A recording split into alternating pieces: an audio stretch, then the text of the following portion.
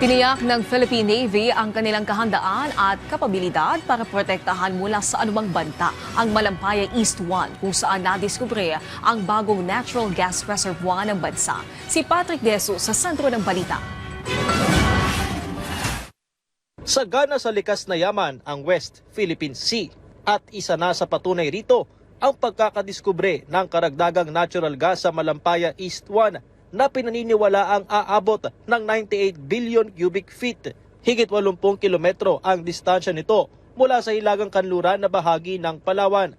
Gaya ng pagbabantay sa iba't ibang parte ng West Philippine Sea sa gitna ng mga insidente ng agresibong aksyon, tiniyak ng Philippine Navy ang kanilang kapabilidad para proteksyonan ang Malampaya East 1. Ayon kay Philippine Navy spokesperson for the West Philippine Sea, Rear Admiral Roy Vincent Trinidad, subok na ito ng higit sa dekada ng pagbabantay ng Joint Task Force Malampaya sa ilalim ng AFP Western Command.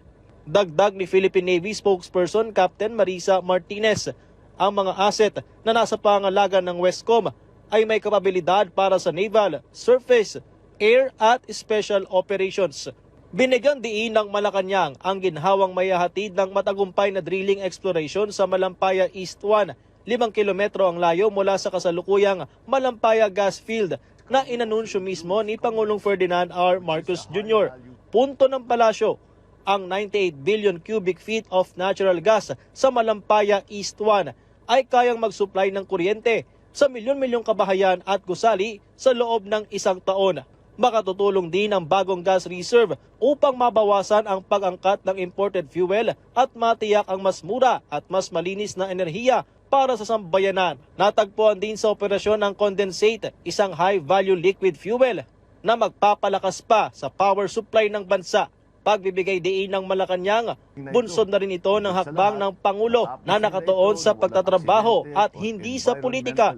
Lalo't naging posible ang makasaysayang pagtuklas matapos aprubahan ng Pangulo ang renewal ng Service Contract 38 noong 2023. Ang Malampaya East 1 ang kauna-unahang gas discovery sa Pilipinas matapos ang higit sa isang dekada.